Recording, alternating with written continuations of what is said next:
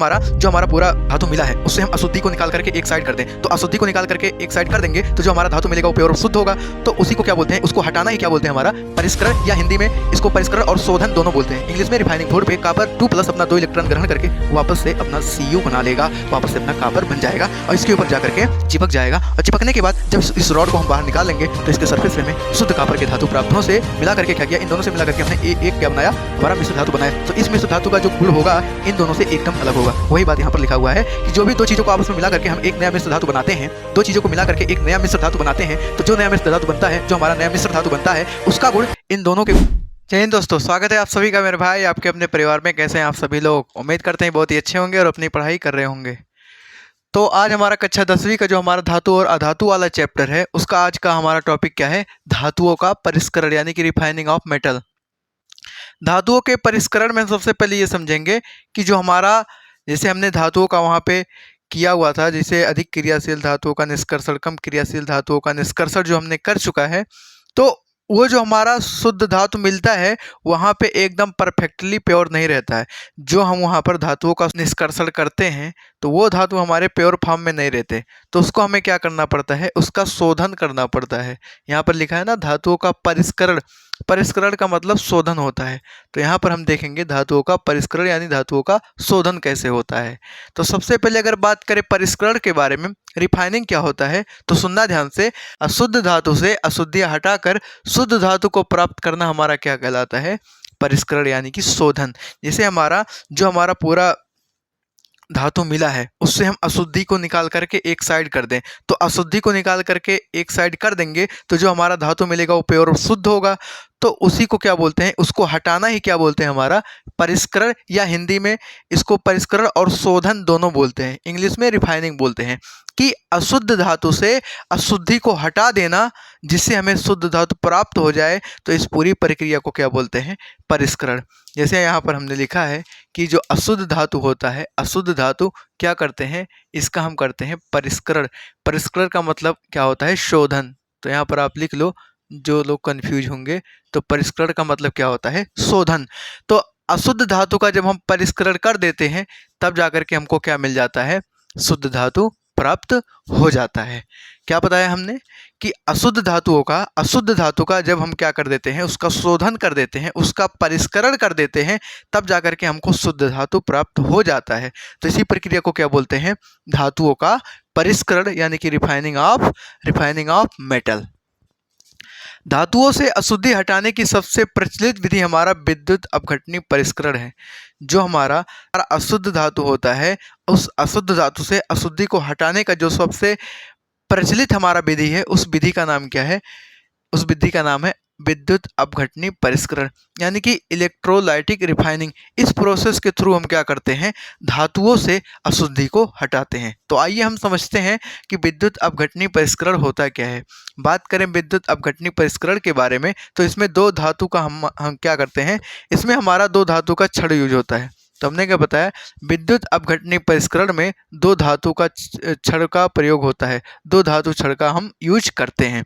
कौन कौन से, एक हमारा अशुद्ध छड़ होता है और दूसरा हमारा शुद्ध छड़ होता है। हमने क्या बताया, एक हमारा अशुद्ध छड़ होता है, दूसरा हमारा शुद्ध छड़ होता है ना। जो हमारा अशुद्ध छड़ होता है ये हमारा एनोड का बना होता है, और जो हमारा शुद्ध छड़ है हमारा किसका बना होता है, कैथोड का। हमने दो छड़ लिए, एक अशुद्ध और एक शुद्ध, एक अशुद्ध और एक शुद्ध। जो हमारा अशुद्ध है, जो हमारा अशुद्ध छड़ है वो हमारा किसका है, एनोड का बना होता है, और जो हमारा शुद्ध छड़ है वो हमारा किसका काम करता है, कैथोड का काम करता है। ये दोनों हमारे इलेक्ट्रोड होते हैं। ये जो हमने बताया ना, एनोड और कैथोड, ये दोनों हमारे इलेक्ट्रोड होते हैं। इसका नाम क्या है, ये दोनों हमारे क्या होते हैं, इलेक्ट्रोड होते हैं। इलेक्ट्रोड दो टाइप के होते हैं। कोई पूछेगा आपसे इलेक्ट्रोड कितने टाइप के होते हैं, दो टाइप के, एक हमारा कैथोड, एक हमारा एनोड। कैथोड को हम लोग धनोड भी बोलते हैं, कोई दिक्कत की बात नहीं है। तो हमने दो छड़ लिए, दोनों छड़ को हमने एनोड और कैथोड के रूप में बना दिया।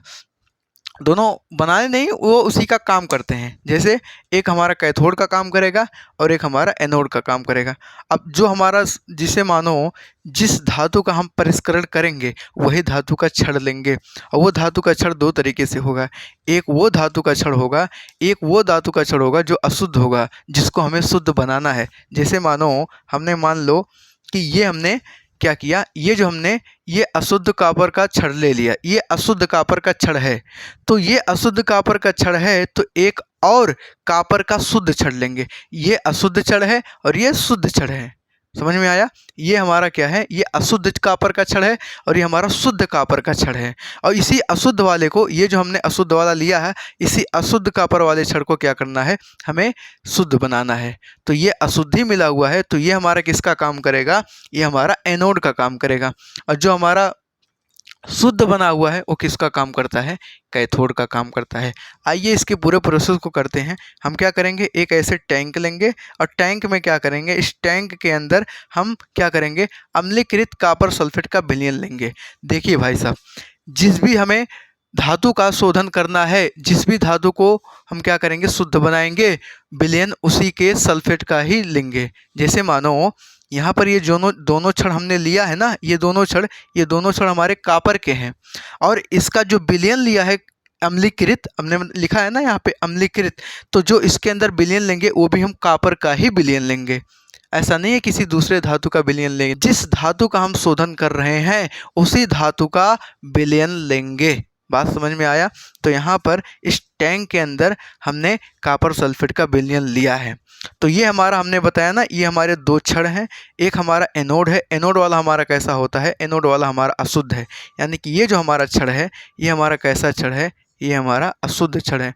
और इसी अशुद्ध छड़ से हम क्या करेंगे, इसी अशुद्ध छड़ से हम क्या करेंगे, शुद्ध कॉपर प्राप्त करेंगे। और ये जो हमारा छड़ है, ये हमारा छड़ कैसा है, ये हमारा शुद्ध छड़ है, यानी कि शुद्ध कॉपर का छड़ है। दोनों कॉपर के ही छड़ हैं, कोई दिक्कत की बात नहीं है यहाँ तक। तो जब इस कॉपर सल्फेट के विलयन में, ये कॉपर सल्फेट का अपना विलयन है, यहाँ हमने लिखा है ना कॉपर सल्फेट का विलयन। इस कॉपर सल्फेट के विलयन के अंदर जब दोनों इलेक्ट्रोडों को हम बैटरी से कनेक्ट करते हैं, बैटरी में हमारा दो होता है, एक प्लस होता है और एक माइनस होता है। प्लस वाला हमारा एनोड से जुड़ा होता है, माइनस वाला हमारा कैथोड से जुड़ा होता है। यहाँ तक आपको समझ में आया? क्या होता है, जब इसको हम कॉपर के विलयन के अंदर इन दोनों इलेक्ट्रोडों को डालते हैं बैटरी से कनेक्ट करके, तो ये जो हमारा कॉपर का छड़ है, ये जो अशुद्ध छड़ है ना, इसमें कुछ हमारे कॉपर भी होंगे। ऐसा नहीं है कि पूरा हमारा अशुद्ध है, इसमें कुछ कॉपर लगे हैं और इन्हीं कॉपर को हमें अलग करना है। ये जो हमने काले काले कर दिए ना, ये हमारा क्या है, कॉपर है और बाकी हमारे अशुद्धियाँ हैं। तो जैसे देखिए, ये हमारा शुद्ध कॉपर का छड़ है, तो इसी के कलर का हमने यहाँ पर ब्लैक ब्लैक क्या कर दिया, ये हमारा, इसमें कुछ कॉपर हैं। ठीक है, अब क्या होगा, जब इसके अंदर हम क्या करते हैं, इसके अंदर हम सॉल्यूशन के अंदर दोनों इलेक्ट्रोड को डालते हैं, तो इस छड़ से क्या होते हैं, सारे हमारे जो कॉपर होते हैं ये अलग हो जाते हैं। होता क्या है, एनोड पे अगर हम देखें, एनोड पे क्या कहानी होता है, एनोड पे जो कहानी होता है, आप लोग देखो, जो हमारा कॉपर होता है ये क्या करता है, दो इलेक्ट्रॉन का त्याग करता है, दो इलेक्ट्रॉन का त्याग करता है और दो इलेक्ट्रॉन का त्याग करके ये कॉपर बनाता है Cu2+ में। क्या बनाता है, Cu2+ में। जितना इलेक्ट्रॉन त्याग करेगा उतना उसके ऊपर चार्ज आएगा, यानी कि Cu2+ में। तो ऐसे ये जो हमारा आया है, ये Cu2+ यहाँ से ऐसे निकल जाएगा। इस इलेक्ट्रोड पे क्या हुआ, हमने बताया आपको, जो हमारा एनोड है, एनोड पर क्या हुआ, कॉपर दो इलेक्ट्रॉन अपना दान किया और दो इलेक्ट्रॉन दान करने के बाद हुआ क्या, दो इलेक्ट्रॉन दान करने के बाद ये Cu2+ होकर के अलग हो गया सॉल्यूशन के अंदर। बात समझ में आया यहाँ तक? दूसरी बात, आप देखो, यहाँ जो प्लस वाला चार्ज है, ये जो हमारा प्लस वाला इलेक्ट्रोड है और ये माइनस वाला इलेक्ट्रोड है, इसमें इलेक्ट्रॉन क्या करेंगे, प्लस से माइनस की तरफ मूव करेंगे, प्लस से माइनस की तरफ मूव करेंगे, प्लस से माइनस की तरफ मूव करेंगे, यानी कि जाएंगे, ऐसे ऐसे चल करके इस इलेक्ट्रोड पर आएंगे। अब ये जो कॉपर हमने यहाँ पर रिलीज हुआ है इस सॉल्यूशन के अंदर, जो हमारा कॉपर Cu2+ है, ये कॉपर Cu2+ क्या करेगा, इस कैथोड की तरफ क्या हो जाएगा, कैथोड की तरफ जा कर के शिफ्ट हो जाएगा। और कैथोड की तरफ जा कर के शिफ्ट हो जाएगा तो कहानी क्या होगा कि ऐसे ढेर सारे कॉपर आपस में क्या करेंगे, ऐसे ढेर सारे कॉपर अपना इलेक्ट्रॉन त्याग करेंगे और उस कॉपर 2+ बनाएंगे और 2+ बनाने के बाद इसमें जा कर के शिफ्ट हो जाएंगे, यानी कि कैथोड वाले पे जा कर के ऐसे आपस में क्या होंगे, यहाँ पर चिपक जाएंगे। और चिपक जाएंगे तब होगा क्या, चिपकने के बाद इस रॉड को हम बाहर निकालेंगे, जिससे इसके सरफेस पे हमें शुद्ध धातु प्राप्त हो जाएगा। बात समझ में आया? एक बार हम फिर से समझा देते हैं। कि हमने कॉपर सल्फेट के विलयन में जब दोनों इलेक्ट्रोड को डालते हैं तो जो एनोड होता है, एनोड पे हमारा काम क्या होता है, एनोड पे हमारा काम क्या होता है कि इसमें से कॉपर अपना 2 इलेक्ट्रॉन निकालता है। तो इसमें से कॉपर अपना 2 इलेक्ट्रॉन निकालने के बाद Cu2+ बना लेता है। इलेक्ट्रॉन्स क्या होंगे, इलेक्ट्रॉन्स ऐसे ऐसे चलते चलते यहाँ पर कैथोड की तरफ इलेक्ट्रॉन आएंगे और कैथोड की तरफ जब इलेक्ट्रॉन आते हैं तो इसके ऊपर नेगेटिव चार्ज आ जाता है और ये हमारा कॉपर जो है इसकी तरफ जा कर के शिफ्ट हो जाता है, यानी कि इसकी तरफ चिपक जाता है। तो ये जो हमारा कैथोड था ये हमारा शुद्ध धातु का छड़ था और इसके ऊपर कॉपर जा कर के वापस से शिफ्ट हो गया। वापस से कहानी क्या होगा, कैथोड पर क्या कहानी होगा, आप लोग थोड़ा समझो।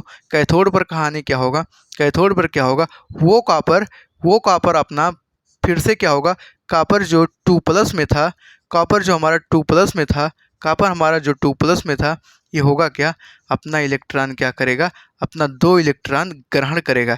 यहाँ प्लस करने का मतलब इलेक्ट्रॉन ग्रहण कर रहा है। तो कैथोड पे कॉपर 2+ अपना 2 इलेक्ट्रॉन ग्रहण करके वापस से अपना Cu बना लेगा, वापस से अपना कॉपर बन जाएगा और इसके ऊपर जा कर के चिपक जाएगा। और चिपकने के बाद जब इस रॉड को हम बाहर निकाल लेंगे तो इसके सरफेस पे हमें शुद्ध कॉपर के धातु प्राप्त हो जाएंगे। और होगा क्या, इसके अंदर कुछ चीज़ें इसके अंदर घुल जाएंगी और जो नहीं घुल सकती वो आ करके यहाँ नीचे तले में बैठ जाएंगी। अब द्रव्य जिसको बोलते हैं, जिसका नाम क्या है, एनोड पंख कहते हैं। उम्मीद करते हैं आपको ये पूरा सिस्टम अच्छे से समझ में आया होगा। ज़्यादातर कन्फ्यूजन लोगों को इसी में होता है, इसको हमने बहुत ही अच्छे से समझाया है। एक बार हम और समझा देते हैं। क्या करते हैं, इस कॉपर सल्फेट के विलयन में धातु के 2 इलेक्ट्रोड डालते हैं। एनोड वाला हमारा अशुद्ध धातु का छड़ होता है, कैथोड वाला हमारा शुद्ध धातु का छड़ होता है। बात समझ में आया। जो हमारा एनोड वाला छड़ होता है इसमें होता क्या है, इसमें से होता क्या है, कॉपर अपना 2 इलेक्ट्रॉन देता है, एनोड पर कॉपर अपना 2 इलेक्ट्रॉन त्याग करता है और Cu2+ बनाता है। और ये जो Cu2+ बनता है ये वापस से क्या करेगा, ये जा करके इसके कैथोड वाले पे जा करके चिपक जाता है। क्यों चिपक जाता है, क्योंकि जब कॉपर 2+ बनाया तो 2 इलेक्ट्रॉन का त्याग किया, इलेक्ट्रॉन इसके ऊपर चलते चलते इसके ऊपर नेगेटिव चार्ज आ गया और जो Cu2+ उसकी तरफ जा करके शिफ्ट हो गया।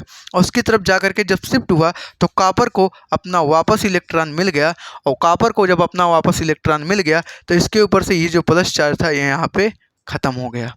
तो ख़त्म हो गया तो इस पूरे प्रोसेस को हमने क्या बताया कि यहाँ पर कॉपर शुद्ध धातु इसके छड़ के ऊपर प्राप्त हो जाता है। कुछ इसके इस सॉल्यूशन के अंदर, कुछ इस विलयन के अंदर घुल जाते हैं और कुछ नहीं घुल पाते। जो नहीं घुल पाते वो नीचे तली में ऐसे जा करके आप द्रव्य के रूप में बैठ जाते हैं, जिसको हम एनोड पंख कहते हैं। बात समझ में आया कि नहीं आया? तो उम्मीद करते हैं आपको ये पूरा डायग्राम अच्छे से समझ में आया होगा। किसी को थोड़ा कम समझ में आया है तो वीडियो को थोड़ा पीछे करके समझ लो, अच्छे से क्लियर हो जाएगा। यहाँ पर आपको लिखने में मुझे टाइम ना लगे इसलिए हमने पूरा लिख करके रखा है, क्योंकि टाइम को काफ़ी ज़्यादा आ जाता है, आपका भी नुकसान होता है, हमारा भी नुकसान होता है और वीडियो काफ़ी लंबा हो जाता है, इसलिए हमने पहले से ही लिख करके रखा है। ठीक है, यहाँ हमने जो पूरा कहानी किया वहाँ पर हम लिखे हुए हैं कि तांबे के विद्युत अपघटन परिष्करण में अम्लीकृत कॉपर सल्फेट के विलयन में कैथोड से विद्युत धारा प्रवाहित की जाती है। विलयन में कैथोड से, सॉरी यहाँ पर आप इलेक्ट्रोड लिखो, ये सही रहेगा। इलेक्ट्रोड से ऐसा लिखो, इलेक्ट्रोड से, कैथोड से नहीं, इलेक्ट्रोड से। 2 इलेक्ट्रोड है ना, इलेक्ट्रोड एक यहाँ है एक यहाँ है। इलेक्ट्रोड को बैटरी से कनेक्ट करके हम क्या करते हैं, विद्युत धारा जब प्रवाहित करते हैं तो शुद्ध तांबे को हम लोग कॉपर बोलते हैं या तांबा बोलो, दोनों बात एक ही है। तो विद्युत धारा जब प्रवाहित की जाती है तो जो शुद्ध तांबा हमारा होता है कॉपर, वो कैथोड पर प्राप्त हो जाता है। हमने बताया ना ये कैथोड पर जा करके प्राप्त हो जाता है। ठीक है, इसके बाद हमारा अगला टॉपिक है संक्षारण, जिसको बोलते हैं कोरोजन। ये जो हमारा संक्षारण होता है ये क्या होता है, आप पहले चैप्टर में इसके बारे में अच्छे से पढ़े होंगे, हमने वहाँ पर पढ़ाया है, लेकिन फिर भी आपके चैप्टर में दिया हुआ है तो हमारा पढ़ाना काम है। ठीक है, तो संक्षारण के बारे में बात करें तो जब धातु अपने आसपास मौजूद पदार्थों जैसे जलवाष्प, ऑक्सीजन, अम्ल से क्रिया करता है तो वह संक्षरित होने लगता है। इसी प्रक्रिया को क्या कहते हैं, संक्षारण कहते हैं। आप अपने आसपास बहुत सारी चीज़ें देखे होंगे, हमारा लोहा है, चांदी है, वो जब नमी या फिर वायु से रिएक्शन करता है, नमी या फिर ऑक्सीजन के साथ क्रिया करता है तो होता क्या है, वो संक्षरित होने लगता है, यानी कि उसकी प्रॉपर्टीज, उसकी गुणवत्ता में कमी होने लगता है। उसी प्रोसेस को हम लोग बोलते हैं संक्षारण। कोरोजन।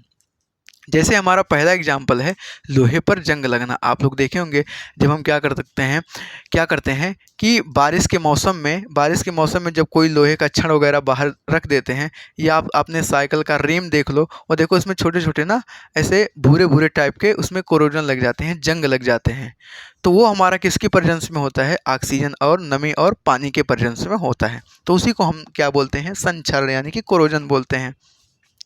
जैसे देखिए हमारा आयरन नेल जो होता है, लोहे का कील जो होता है, इसको ऑक्सीजन और वाटर यानी कि ऑक्सीजन और जल के साथ जब रिएक्शन करता है तो हमारा क्या बनाता है?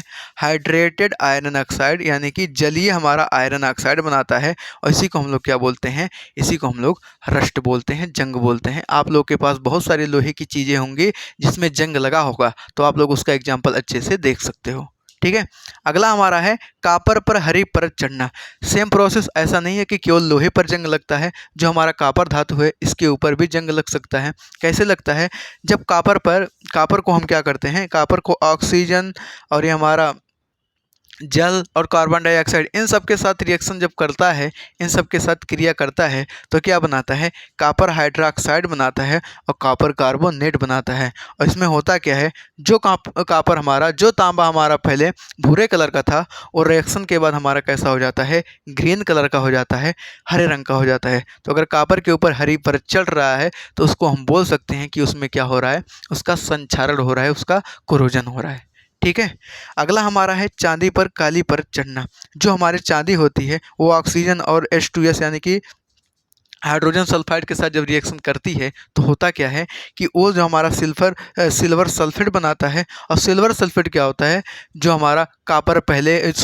हमारा सिल्वर पहले चांदी कलर का चमक रहा था, वो बाद में धीरे धीरे क्या होने लगता है? काले पड़ने लगते हैं। आपके हाथों में बहुत सारे लोग जो अंगूठी वगैरह पहनते हैं चांदी का, उनको देखो ना धीरे धीरे काला पड़ने लगता है। क्यों काला पड़ता है? क्योंकि वो इसके साथ रिएक्शन करता है और वो सिल्वर सल्फेट बनाता है, जिससे हमारा चांदी कैसा हो जाता है? काला हो जाता है। और यहाँ पर सबसे बड़ी बात है कि ये जो संक्षारण है हमारा कोरोजन, ये हमारा ऑक्सीकरण प्रक्रिया होता है, ऑक्सीडेशन प्रोसेस होता है। हमने बताया था ऑक्सीकरण प्रक्रिया क्या होता है? जिसमें ऑक्सीजन प्राप्ति होती है, यानी कि ऑक्सीजन के साथ रिएक्शन करते हैं। तो यहाँ पर इनके ऊपर ऑक्सीजन का लेयर आ जाता है, यानी ऑक्सीजन इसके साथ क्रिया कर लेता है, ऑक्सीजन मिल जाता है, तभी तो इनका रंग हमारा क्या होता है? संक्षारण हो पाता है। और जब ऐसा पूरा प्रोसेस होता है तो उसको हम बोल सकते हैं हमारा कैसा प्रोसेस है? ये ऑक्सीडेशन प्रोसेस यानी कि ऑक्सीकरण प्रक्रिया है। तो उम्मीद करते हैं आपको ये जो हमने पहले स्लाइड पे पूरा पढ़ाया ये अच्छे से समझ में आया होगा, है ना। इसके बाद हम इसको मिटाते हैं। इसको मिटाने के बाद संक्षारण से कैसे बचा जा सकता है इसको हम बताते हैं। ठीक है, तो फटाफट आप इसको स्क्रीनशॉट ले लो, लिख लो। इसके बाद हम इसको मिटा करके आगे लिखते हैं। ठीक है, तो इसके बाद हम इसके आगे का टॉपिक देखते हैं। हमारा क्या है? संक्षारण से सुरक्षा यानी कि प्रिवेंशन ऑफ कोरोजन। यानी कि जो हमारे धातुओं में जंग लग जाता है उससे हम कैसे बच सकते हैं, कैसे उसको बचा सकते हैं, है ना। तो इसको हम देखने वाले हैं। तो जो भी हमारे धातुएं होती हैं, अगर उनको हमें संक्षारण से बचाना है, उसको हम पेंट करके, ग्रीस लगा करके या फिर तेल लगा करके क्या करते हैं? उनको बचा सकते हैं। दो हमारे हैं, एक हमारा गैल्वेनिकरण है, एक हमारा एनोडीकरण हो। इन दोनों चीज़ों को हम अलग से देखने वाले हैं। ये तीन चीज़ें आपको पता होगा कि अगर हम पेंटिंग कर दें या ग्रीसिंग कर दें या ऑयलिंग कर दें तो वो हमारे धातु क्या होते हैं? उसमें जंग नहीं लगता है। और जंग नहीं लगता है तो हमारे धातुओं का, जो हमारे मेटल होते हैं, उनका संक्षारण नहीं होता है। ठीक है, तो बात करें गैल्वेनिकरण का, गैल्वेनाइजेशन क्या होता है? तो जंग से बचाने के लिए इस्पात और लोहे पर जिंक धातु की परत चढ़ाई जाती है। देखो, जो हमारा, जैसे मानो ये हमारा धातु है, इसको हमें जंग से बचाना है तो इसके ऊपर क्या करेंगे? हम जिंक की एक परत चढ़ा देते हैं। जिंक की परत क्यों चढ़ा देते हैं? जिंक की परत इसलिए चढ़ा देते हैं क्योंकि जो इसमें जंग लगता है और जंग लगने के बाद जो उसके ऊपर परत चढ़ाते हैं, पहले वो बाहर के जंग से क्या करता है? वो बाहर के जंग से लड़ता है। जैसे मानो ये लोहा है, ठीक है, लोहे के ऊपर हमने जिंक का परत चढ़ाया तो जिंक जो होता है इसके अंदर जो लोहा है, लोहे से ज़्यादा क्रियाशील होता है। तो सबसे पहले बाहर के जंग से कौन लड़ेगा? हमारा जिंक लड़ेगा। और हमारा जिंक जो है, हमने बताया ना कि जो हमारा जिंक होता है लोहे से अधिक क्रियाशील होता है। तो इससे क्या होता है? हमारा जो अंदर का मेटल हमारा लोहा होता है वो हमारा जंग लगने से यानी संक्षारण होने से उसको बचा सकते हैं। आप देखो आपके साइकिल का जो हैंडल है उसके ऊपर वो गैल्वेनाइजेशन देखो चमकता रहता है हमेशा। कभी क्या होता है वो उसमें जंग नहीं, आपके देखो ना टायर का जो पहिया होता है, जो साइकिल का रिम होता है, उसमें जंग लग सकता है, लेकिन साइकिल का जो हैंडल है उसमें देखो नहीं लगता। क्यों? क्योंकि वो भी लोहे के ऊपर उसके अलग से ऊपर क्या करते हैं, ये गैल्वेनाइजेशन करते हैं। समझ में आया? अगला हमारा क्या है? अगला हमारा है एनोडीकरण। एनोडिन। अगला हमारा क्या है? एनोडीकरण। ठीक है, एनोडीकरण के बारे में बात करें तो एल्यूमिनियम ऑक्साइड की परत बनाने की प्रक्रिया को एनोडीकरण बोलते हैं, और यह धातु को संक्षारण होने से बचाता है। यह परत धातु को चिकना भी बनाता है।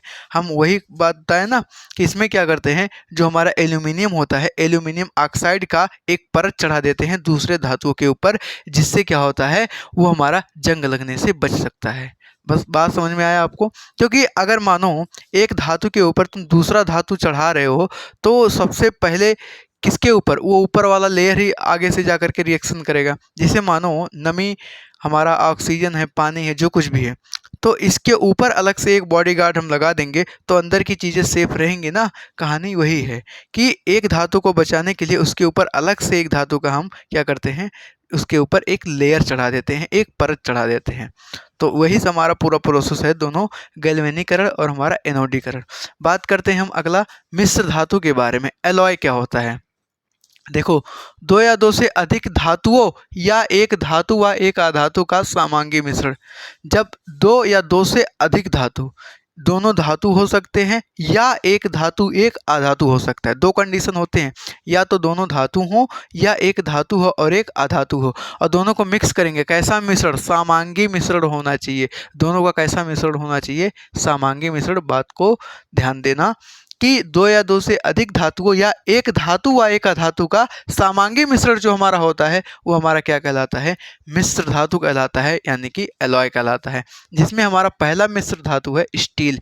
स्टील को अगर आप देखो तो स्टील हमारा शुद्ध आयरन, यहाँ हमने आयन लिखा है, सॉरी आप यहाँ पर आयरन लिखो। ठीक है, जो हमारा स्टील होता है एक इसका बना होता है शुद्ध आयरन प्लस कार्बन से मिलकर के बना होता है। और ये जो हमारा बना होता है स्टील, ये हमारा मजबूत होता है काफ़ी। यहाँ पर लिखा है ना, मजबूत लौह कार्बन मिश्र धातु होता है। स्टील के बारे में आप लोग जानते होंगे, स्टील के बहुत सारे बर्तन भी आते हैं, तो हमारे क्या होते हैं, किसके बने होते हैं? शुद्ध आयरन और कुछ कार्बन से मिलकर के। कार्बन हमारा यहाँ 0.05% होता है। दूसरा हमारा है स्टेनलेस स्टील। स्टेनलेस स्टील में क्या होता है, हमारा लोहा होता है, निकेल होता है और क्रोमियम होता है।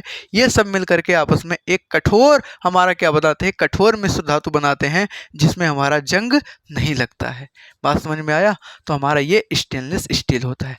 अगला हमारा है अमलगम। अमलगम क्या होता है? अमलगम ये हमारा क्या होता है, एक मिश्र धातु होता है। और एक मिश्र धातु में देखो हमने क्या बताया, जब दो या दो से अधिक धातु या अधातु आपस में मिलेंगे, या तो दोनों धातु मिले या तो एक अधातु एक धातु मिले।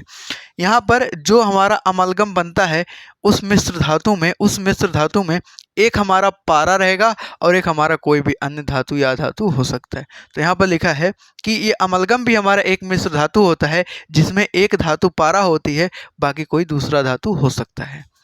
अगला हमारा है पीतल। पीतल को अगर आप लोग देखो तो पीतल हमारा जिंक और कॉपर दोनों का हमारा मिश्र धातु होता है। जिंक और कॉपर का हमारा क्या होता है, मिश्र धातु होता है। अगला हमारा है कांस्य, जिसको ब्रॉन्ज बोलते हैं। ये हमारा कॉपर और टिन का मिश्र धातु होता है। जो हमारा पीतल है जिंक और कॉपर का मिश्र धातु होता है। जो हमारा कांस्य है, कांसा जिसको बोलते हैं, ये कॉपर और टिन का मिश्र धातु होता है। और ये दोनों हमारे जो होते हैं ये विद्युत के कुचालक होते हैं। विद्युत के कुचालक होने का मतलब क्या है, इनके अंदर इलेक्ट्रिसिटी नहीं चलता है, करंट नहीं चलता है। अगला हमारा है 6 नंबर का सोल्डर। सोल्डर को अगर आप लोग देखो तो ये लेड और टिन का मिश्र धातु होता है। किसका? लेड और टिन का। सोल्डर वायर हमारे इलेक्ट्रिसिटी में यूज होता है। जो हमारे सर्किट वगैरह बनाते हैं, चार्जर वगैरह, तो उस पर वायर को जोड़ने में, टाके लगाने में इसका क्या करते हैं, सोल्डर का यूज करते हैं। और इसका जो गलनांक होता है वो कम होता है, और गलनांक इसका कम होता है। यहाँ पर लिखा है ना कि निम्न गलनांक वाला होता है, और इसको हम आसानी से पिघला सकते हैं। तो उसको हम सोल्डर वायर में, ये इलेक्ट्रॉनिक दुकान पे देखने को मिलता है, तो उसको हम सोल्डर वायर बनाने में यूज करते हैं। किसका किसका मिश्रण? लेड और टिन का। अगला हमारा है एक नोट पॉइंट है, आप इसको देखो कि मिश्र धातु के गुण उन धातु से भिन्न होते हैं जिनसे वह बने होते हैं। जैसे मानो हमने दो चीज़ों को मिला करके जैसे बताया ना, ये दो चीज़ें हैं, ये दो धातु या तो एक अधातु, इन दोनों को मिला करके ये हमने क्या बनाया, मिश्र धातु बनाया। इन दोनों से मिला करके क्या किया, इन दोनों से मिला करके हमने एक क्या बनाया, हमारा मिश्र धातु बनाया। तो इस मिश्र धातु का जो गुण होगा इन दोनों से एकदम अलग होगा। वही बात यहाँ पर लिखा हुआ है कि जो भी दो चीज़ों को आपस में मिला करके हम एक नया मिश्र धातु बनाते हैं, दो चीज़ों को मिला करके एक नया मिश्र धातु बनाते हैं, तो जो नया मिश्र धातु बनता है, जो हमारा नया मिश्र धातु बनता है, उसका गुण इन दोनों के गुण से एकदम से अलग होता है। वही लाइन यहाँ पर हमने लिखा है कि मिश्र धातु के गुण उन धातु से भिन्न होते हैं जिनसे वह प्राप्त होते हैं या जिनसे वे बने होते हैं। तो ये हमारा पूरा चैप्टर यहाँ पर ख़त्म होता है। तो उम्मीद करते हैं आपको पूरा बातें अच्छे से समझ में आई होंगी, और अगर बातें समझ में आई हैं तो आप कमेंट बॉक्स में लिख करके जाओ कि यस सर, पूरी बातें समझ में आई हैं। अगर हमारा पढ़ाना आपको अच्छा लगता है, हमारा मेहनत आपको लगता है कि हाँ काम के लायक है, तो आप चैनल को सब्सक्राइब कर दिया करिए, वीडियो को लाइक कर दिया करिए और शेयर कर दिया करिए अपने दोस्तों को, ताकि वो लोग भी इस चीज़ को पढ़ सकें। ठीक है, तो इसके बाद मिलते हैं नेक्स्ट वीडियो में और एक नए चैप्टर के साथ मिलेंगे। तब तक के लिए आप अपना ध्यान रखिए, पढ़ते रहिए, मस्त रहिए। बाय बाय, जय हिंद, टेक केयर।